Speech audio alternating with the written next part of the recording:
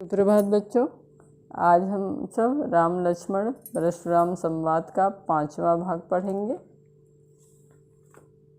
तो बच्चों 5वें भाग में जो कहा गया है उसके विषय में आप जानिए कि लक्ष्मण परशुराम जी के मुख से अपने ही कार्यों की डींगे या बड़ाई सुनकर उन्हें कहते हैं कि शूरवीर अपने शौर्य का परिचय युद्ध भूमि में दिखाते हैं, कायर लोग अपनी बड़ाई किया करते हैं।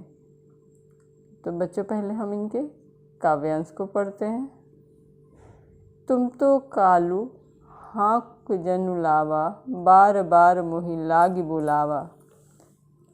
यहाँ पर कालू का अर्थ जो है मृत्यु से है। हाँक का अर्थ होता है आवाज़ लगाना। जनु माने जैसे, लावा माने लाए हैं। और सुनत लखन के बचन कठोरा, परस सुधारि धरेउ कर घोरा। कठोरा का अर्थ होता है कठोर, सुधारी का अर्थ होता है सुधार करके या सीधा करके। कर माने होता है हाथ। अब जनि देई दोष मोहि लोगु, कटुवादी बालक बध जोगु। कटुवादी का अर्थ होता है कड़वा वचन बोलने वाला, और दोषु का अर्थ होता है दोष। बध जोगु माने मारने योग्य।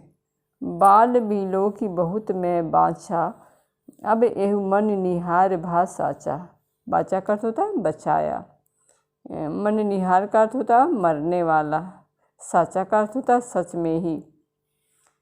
बाल बिलो की बहुत मैं बाचा, अब एहु मन निहार भा साचा। कौशिक कहा क्षमहि अपराधो, बाल दोष गुण गिनहि न साधो। कौशिक यहाँ विश्वामित्र जी के लिए हुआ है। क्षमहि का अर्थ होता है क्षमा करना, अपराधो माने अपराध को। गुण दोष का अर्थ होता है गुण और दोष। साधु माने होता है संत या सज्जन। खर कुठार में अकरुण कोही, आगे अपराधी गुरुद्रोही। खर का अर्थ होता है दुष्ट, कुठार का अर्थ होता है कठोर, अकरुण का अर्थ होता है जिसमें दया ना हो, करुणा ना हो, क्रूर जिसको कहते हैं हम लोग। गुरुद्रोही का अर्थ होता है गुरु से द्रोह करने वाला, विद्रोह करने वाला। उत्तर देते छोड़े बिनु मारे, केवल कौशिकशील तुम्हारे। उत्तर दे माने उत्तर देता हुआ। कौशिक यहाँ विश्वामित्र जी के लिए संबोधन है। न त एहि काटि कुठार कठोरे, गुरहि उरिन होते श्रम थोरे।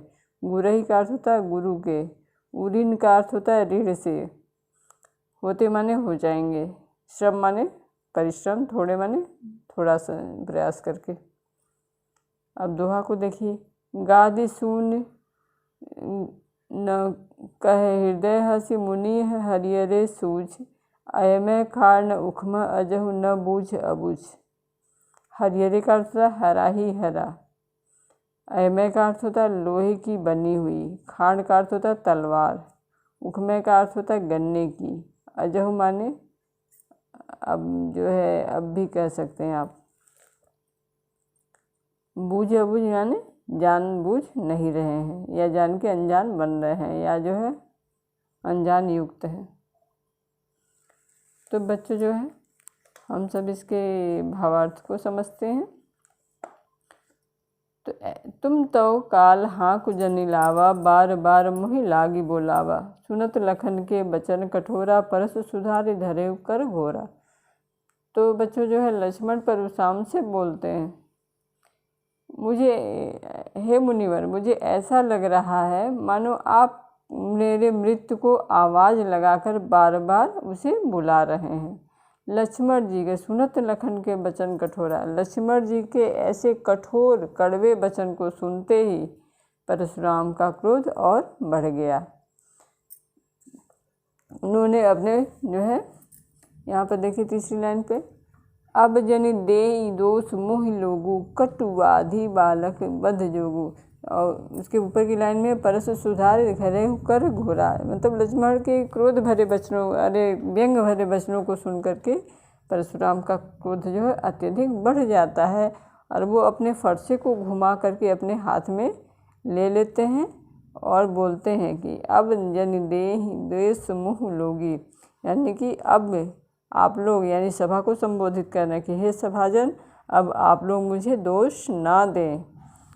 क्योंकि यह जो है इतने जो है अपने कठोर वचन को बोल रहा है, कड़वे वचन को बोलने वाला यह बालक मारने योग्य ही है। बाल बिलो की बहुत मैं बाचा, अब ये मन निहार भा साचा। यानी कि हे लोगों, मैंने इसको बच्चा देख करके, बालक समझ करके मैंने इसे बहुत बचाया, पर अब यह सचमुच मरने वाला है। जो है कौशिक कहा क्षमहि अपराधु, बाल दोष गुण गिनहि न साधु।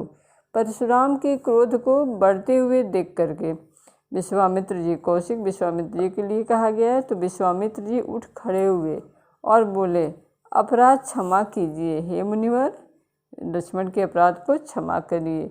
बालकों के दोष और गुण को साधु लोग नहीं गिना करते, यानी कि उनकी बातों पर बहुत विचार नहीं करते हैं, बच्चा समझ के उन्हें छोड़ देते हैं। खर कुठारु में अकरुण कोही, आगे अपराधी गुरु द्रोही। तब परशुराम ने कहा कि ये मेरा खर कुठार, ये मेरा दुष्ट फरसा है, यानी कि अपने फरसे पे उन्हें बहुत अहंकार था।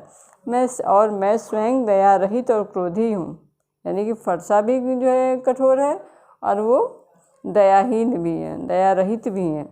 उस पर यह गुरुद्रोही, यानी चूँकि उन्होंने बचपन में उनको शिक्षा दी थी, धनुर्विद्या की शिक्षा दी थी, इसीलिए वो एक रिश्ते से उनके गुरु थे। तो उसी को जो है संबोधित करके परशुराम जी कह रहे हैं कि जो है एक तो मेरा फरसा ही कठोर है, दूसरे मुझे अंदर दया नहीं है, और तीसरी ये गुरु मेरा शिष्य है और इस तरह मुझे उत्तर बार बार जवाब दे रहा है, इस वजह से यह गुरुद्रोही है। और क्योंकि यह मेरा सम्मान नहीं कर रहा है, मेरे बात का जवाब दिए जा रहा है। उत्तर देत छोड़े बिनु मारे, केवल कौशिक सील तुम्हारे। तब जो है बच्चों इस लाइन को ध्यान रखिएगा, ठीक उसी तरह की कहानी है कि जैसे हम किसी की बात को नहीं मानते या जो है अपने अहंकार को मतलब कायम रखने के लिए, जहाँ हम अक्षम भी होते हैं, लेकिन जब हम अहंकारी घमंडी होते हैं तो हम अपने जो है अहंकार को कायम रखने के लिए थोड़ा सा ये कहते हैं चलो तुम्हारे कहने से छोड़ दिया, या चलो ऐसा नहीं था, नहीं मैं चाहता ऐसे हो जाता। तो यहाँ भी परशुराम का स्वभाव वही दिख रहा है कि जो है उत्तर देत छोड़े बिन मारे, केवल कौशिक सील तुम्हारे। यानी कि जो है यहाँ पर ये अपने जो है बड़ाई को भी दिखा रहे हैं, कह रहे हैं हे विश्वामित्र, केवल आपके शील के कारण ही मैं इसे मारे बिना छोड़ रहा हूँ, नहीं तो मैं गुरु उरे न त यही काठी कुठारी कठोरे, गुरिन उरिन होते श्रम थोरे।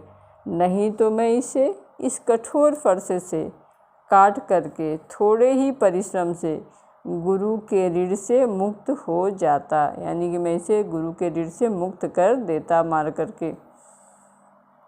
अब देखिए दोहे का जो है तात्पर्य क्या है। गाधि सुन नू कह हृदय हसी, मुनि हरियरे सूझ, ऐ मैं खाड़ न उखम अजहु न बूझ अबूझ। परशुराम के इस तरह के बातों को सुन करके या वचन को सुन करके विश्वामित्र ने अपने हृदय में हंस कर, मुनि हरिहरे सूझ, मन ही मन में हंसते हैं और सोचते हैं।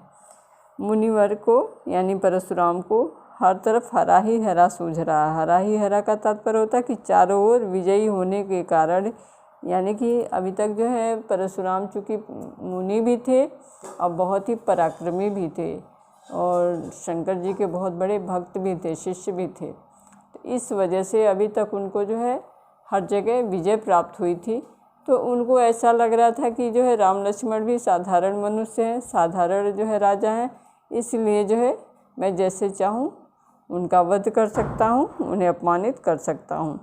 तो चूँकि अब परशुराम का सब सम्मान करते थे ये जो है विश्वामित्र जी, इसलिए मुंह पर तो नहीं कुछ कहे, लेकिन अपने मन ही मन में परशुराम की इन बातों को सुन करके हंसते हैं कि मुनि को तो हर तरफ हरा ही हरा सूझ रहा है, यानी को राम लक्ष्मण भी इनको साधारण मनुष्य दिखाई दे रहे हैं।